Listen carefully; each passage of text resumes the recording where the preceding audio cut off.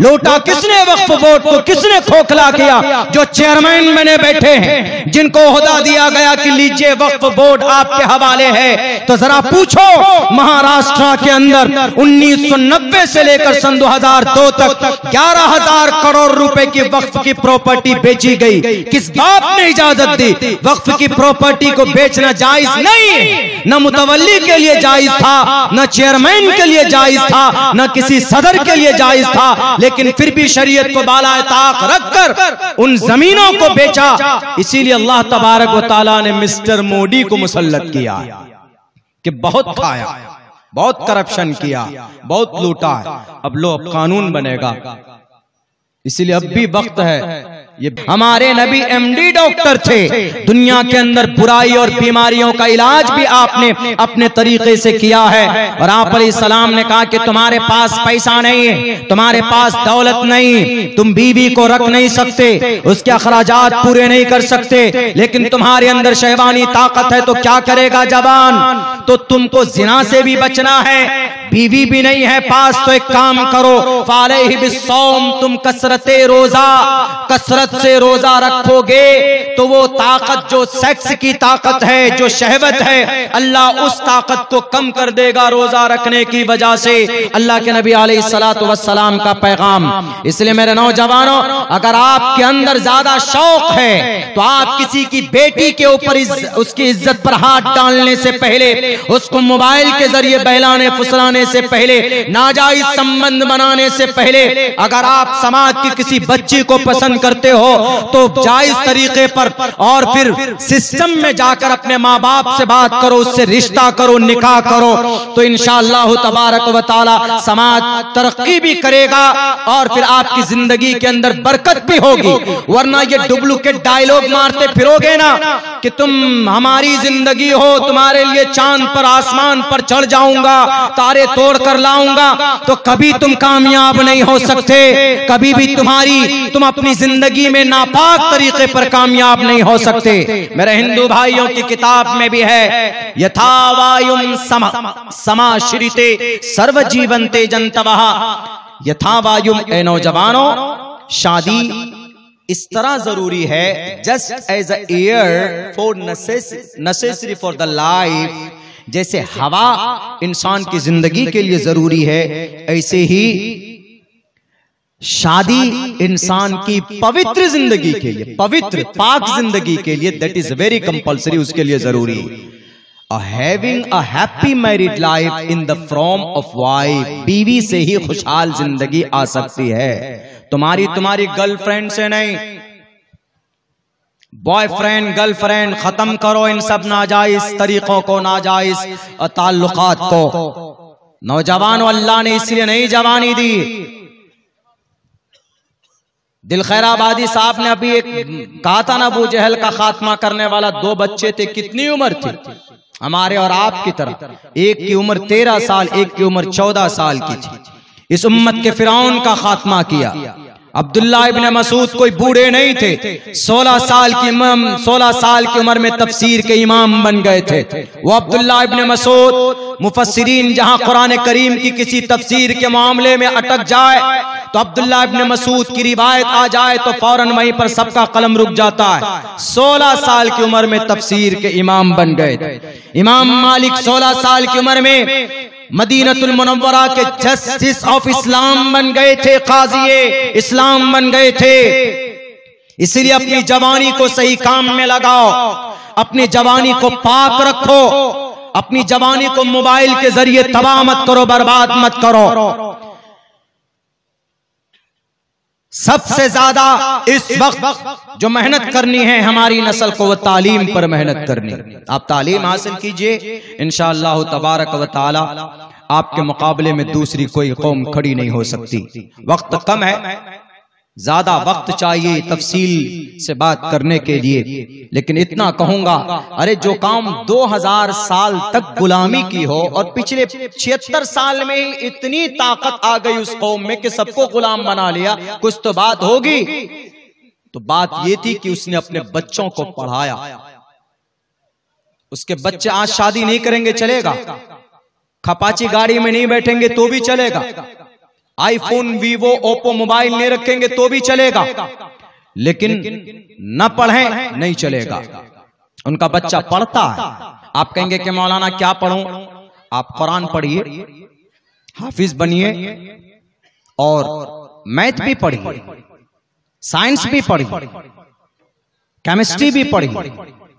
Math Quran से निकला, science Quran से निकला, सोशल साइंस कुरान से निकला, केमिस्ट्री इस्लामिक प्लेटफॉर्म से निकला, कुरान से अलग नहीं है। 1842 में इसको साजिश के तहत अलग किया गया।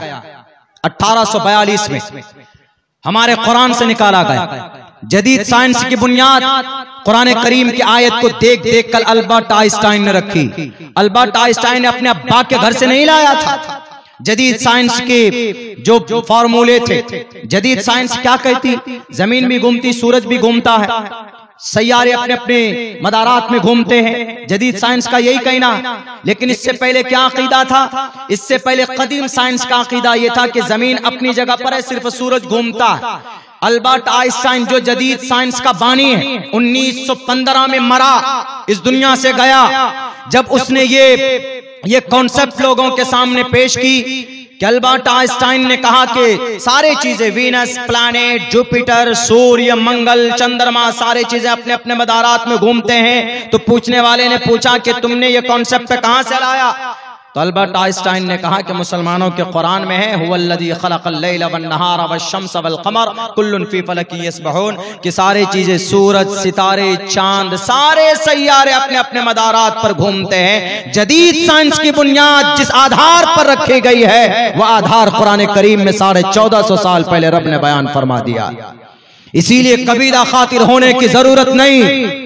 यहूदी ताकतवर बने आपके कुरान के मैथोलॉजी को, आपके कुरान के मेथड को अपनाकर, और आज जलील रुस्वा आप हुए कुरान को छोड़कर। यहूदी ताकतवर बने नबी की सुन्नत को अपनाकर, और आप नबी की सुन्नत को छोड़कर जानवरों की तरह कटने लगे, और गाजर मूली की तरह आपको काटा जा रहा। यहूदी कामयाब हुए, नबी के फरमान अल मुस्लिम का जसदिन वाहिदिन, इत्तिहाद के पैगाम को माना, कामयाब हुए, पूरी दुनिया को अपने मुट्ठी में किया। और आप कसरत के बावजूद पूरी दुनिया में सबसे ज्यादा ताकत, सबसे ज्यादा दौलत होने के बावजूद ये कौम सर झुकाकर जिंदगी गुजारती है। क्यों? क्योंकि आपने नबी का तरीका छोड़ा, आपने कुरान को छोड़ा। आपको कुरान से मोहब्बत नहीं, आपको मस्जिद से मोहब्बत नहीं, आपको मदरसों से मोहब्बत नहीं। यही मदरसा हम लोग महीना कितना पैसा निकालते हैं? 1 भी रुपए नहीं। शायद साल में ज़कात निकालें तो बस है, वरना 500 घर है इस गांव में। अगर 200 रुपए महीने का निकलेगा तो 1 लाख रुपए महीने का जमा होगा। इस मदरसे की आमदनी होगी, पढ़ाने वाले भी खुशहाल होंगे, बच्चे पढ़ने वालों को भी अच्छा खाना मिल सकता। ये पैसा खर्च नहीं कर सकते, नहीं करेंगे, मटन खा लेंगे, 200 रुपए के योगी की अम्मा का गोश्त ले आएंगे, भैंस का गोश्त ले आएंगे, मछली ले आएंगे। लेकिन पढ़ाने के नाम पर, अपने बच्चों को तालीम के नाम पर 200 रुपए निकालते हुए अम्मा मर जाती। नहीं मेरे भाइयों, जब तक मेहनत नहीं करोगे, जब तक सोच नहीं बदलोगे, रब्बे जुल जलाल की तरफ से भी कोई मदद नहीं आएगी। इन्नल्लाह ला युगय्यिरु मा बिकौमिन हत्ता युगय्यिरु मा बिअनफुसिहिम व इज़ा अरादल्लाहु बिकौमिन सुअन फला मरद्द लहु। कोई आपकी मदद के लिए नहीं आएगा, कोई तंजीम वाला आपके लिए खड़ा नहीं होगा, कोई यूनाइटेड नेशन, यूनाइटेड अरब अमीरात खड़ा नहीं होगा। जजीरतुल अरब वाले तो बिक गए हैं। ये अरब कंट्री के लोग, जहां पर डीजल है, जहां पर पेट्रोल है, जहां पर सोना चांदी, जहां पर मिट्टी का तेल है, जहां पर गैस है, जहां पर सीएनजी है, सारी कुदरती खजाने इनके पास है। लेकिन ये लूंगे, बहरे, बुज़दिल बन चुके हैं। ये आपकी मदद के लिए नहीं आएंगे, आपको खुद खड़ा होना होगा। और उसका बेहतर तरीका है, आप अपने बच्चों को तालीम दीजिए, ताकि कल चलकर कोई शरीयत के खिलाफ बोलेगा, मदरसे के खिलाफ बोलेगा कि मदरसा इल्लीगल है, तो आपका बच्चा पढ़ा लिखा होगा तो सुप्रीम कोर्ट में खड़े होकर लॉयर की शक्ल में बात करेगा जज के सामने कि सर मदरसा इल्लीगल नहीं, क्योंकि आर्टिकल नंबर 30 में लिखा all minorities whether based on religion और लैंग्वेज। सारे माइनॉरिटी के लोग, दलित हो के मुसलमान हो, कुरान के नाम पर हो कि टोपी दाढ़ी के नाम पर हो, वो अपने अपने पसंद से इदारा चला सकते, मदरसा चला सकते, मकतब चला सकते, तालीमी निजाम को बेहतर बना सकते। कौन बात करेगा? हमारे पास तो वकील भी नहीं है, हमारे पास तो कुछ भी नहीं। हमारे बच्चे बस 15 साल के हुए ओप्पो वीवो मोबाइल लिया, सेल्फी खिंचाने में लग जाते। नबी की जात पर कोई बात करेगा तो आप जवाब नहीं दे सकते। अभी एक बहुत बड़ा बर्निंग इशू मेरे सामने, आप लोगों के सामने आया है। वक्त चुके होता चला जा रहा है, ये बताकर मैं अपनी जगह लेता हूं। क्या कुछ लोग एतराज करते हैं कि अल्लाह के नबी अलैहिस्सलाम को रोल मॉडल कैसे बना सकते हैं जिन पर कुरान करीम नाजिल हुआ? तुम्हारे नबी तो ऐसे थे अलायाज़ु बिल्लाह जिन्होंने 6 साल की उम्र की बच्ची से विवाह किया, छोटी बच्ची से। क्या जवाब देंगे आप? Do you have any kind of proof? क्यों? हमारे बच्चे पढ़े भी नहीं, हमारे बच्चे तो बस किसी तरह कोचिंग में जाकर मैट्रिक पास हो जाएं, बस वो समझते हैं कि हमने चांद में सुराग कर दिया, आज ही हम चांद पर पहुंच जाएंगे। नहीं, बहुत आसान आसान रास्ते हैं, एक ही जरिए से आप कामयाब हो सकते हैं। This is only one way education. Nelson Mandela ने कहा था, education is the most powerful weapon which you can use to change the world. दुनिया को बदल सकते हो तालीम के जरिए से। एतराज किया, 6 साल की उम्र में मोहम्मद अलैहिस्सलाम ने अम्मा आयशा से विवाह किया और 9 साल की उम्र में बीवी बनाकर लेकर आए। क्या जवाब देंगे आप? आप पढ़े लिखे नहीं, आप संस्कृत नहीं जानते, आप अंग्रेजी नहीं जानते, आप हिंदी नहीं जानते, बहुत मुश्किल है। सोशल मीडिया, खेसारी लाल का गाना सुनने में आप आगे रहते, सलमान खान की पिक्चर सेव करने में आप आगे रहते। आपको तालीम के मैदान में आना होगा। ये चीज तालीम से रिलेटेड है। आप पढ़े लिखे होंगे तो किसी भी अफवाह को, किसी भी गलत कॉन्सेप्ट को आप फेस टू फेस बात कर सकते हैं। आप कह सकते हैं कि हमारे नबी ने 9 साल और 6 साल की उम्र में आपने विवाह किया, 9 साल की उम्र में आपने रुखसती की अम्मा आयशा से, यह गलत नहीं था। आप पढ़ेंगे तो आपको पता चलेगा कि उस जमाने में 1450 साल पहले उस वक्त की आबो हवा कुछ ऐसी थी कि 9 साल की उम्र में बच्चियां बालिगा हो जाया करती थी। ये शरीयत के खिलाफ नहीं है। जब बालिग है तो शादी करना आसान। नहीं माने और जाए, महाभारत पढ़िए। महाभारत में लिखा हुआ, त्रिशदशो दश वर्षा भार गोविंदेन नग्निकाम एकविंशति वर्षा वा सप्रा वर्षा वाप्नुयात। रामगिरी महाराज साहब ने कहा कि मुसलमानों की हदीस की किताब में है कि मोहम्मद ने 9 साल की उम्र में अम्मा आयशा को बीवी बनाया। कितना बड़ा जुल्म किया, 9 साल की बच्ची से कैसे विवाह किया जा सकता है? चलो आपकी बात मानते हैं कि नबी ने जुल्म किया, 1 मिनट के लिए मान लेते, हमारे नबी ने किसी के ऊपर कोई जुल्म नहीं किया है। आपने सोचा भी नहीं है, किसी का एक कतरा खून तक नहीं बहाया, आपने किसी को उफ तक भी नहीं कहा है, किसी को अपनी जात से तकलीफ नहीं पहुंचाई। लेकिन फिर भी मानते हैं आपकी बात कि नबी ने 9 साल की उम्र में बच्ची से विवाह कर लिए, बीवी बनाकर लेकर आए। महाभारत में तो लिखा है, त्रिशदशो दश वर्षा भार गोविंदेन नग्निकाम। 30 बरस का बुढ़ा, 30 बरस का नौजवान हट्टा गट्टा 10 वर्ष की लड़की से नग्नी कर सकता है, विवाह कर सकता है। ऐसी लड़की से जिसको हैज का खून न आया हो। त्रिशदशो दश वर्षा भार गो, जिसको हैज का खून ना आया हो। त्रिशदशो दश वर्षा भार्गो विंदेन नग्निकाम। ऐसी लड़की जो बालिग नहीं हुई है, 30 बरस का लड़का है, 10 बरस की लड़की से विवाह करना चाहे तो कर सकता है। चलिए यहाँ तो लड़की की उम्र 10 बरस है, मान सकते हैं कि बड़ी है, 1 साल बड़ी। आइए और नीचे पढ़िए, एकविंशति वर्षा। एकविंशति, विंशति 20 को बोलते हैं ना, जैसे 20 को अंग्रेजी में क्या बोलेंगे? 20 के अलावा अंग्रेजी में तो कोई और शब्द नहीं है। 20 के लिए उर्दू में 20 बोलते, अरबी में कुछ और बोलते।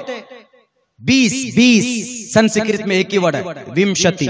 इसके साथ एक लगाइए, एकविंशति। एका द्वे त्रीणि चत्वारि पंचावति षट् सप्त अष्ट नव दश एकादश 11 द्विदश 12 त्रयोदश 13 चतुर्दश 14 पंचादश 15 षोडश 16 सप्तादश 17 अष्टोदश 18 नवदश 19 विंशति 20 एकविंशति द्विविंशति त्रयोविंशति, चले जाइए 100 तक। इसी तरह करते करते एकविंशति वर्षा व सप्रा वर्षा वापनुयात, 21 बरस का कोई लड़का, जवान लड़का, सप्रा 7 बरस की छोटी लड़की से भी विवाह कर सकता है। हमारे नबी ने तो 9 साल की उम्र में की, महाभारत में तो 7 ही साल में कह रहा कि पकड़ लाओ, बीवी बना के ले आओ। अब क्या कहेंगे रामगिरी महाराज साहब? महाभारत में चर्चे का विषय नहीं बनना चाहिए। हमारे नबी ने किसी को कोई तकलीफ नहीं दी है। नबी पाक अलैहिस्सलाम ने तो जीने का सलीका बताया, नबी पाक अलैहिस्सलाम ने तो तरीका बताया है इंसानों को, तुम्हें समाज में माशरे में कैसे रहना है। लेकिन मेरे भाइयों, बस हमारे ही लोगों की गलती की वजह से, हमारे ही बदअमली की वजह से लोगों को मौके मिल जाते हैं। जैसे कि अभी मैंने आप लोगों के सामने 2 उदाहरण पेश किया। एक तो उत्तर प्रदेश का मदरसा, 23,500 मदारिस थे, क्या जरूरत थी 4-5 लोग गए हाई कोर्ट।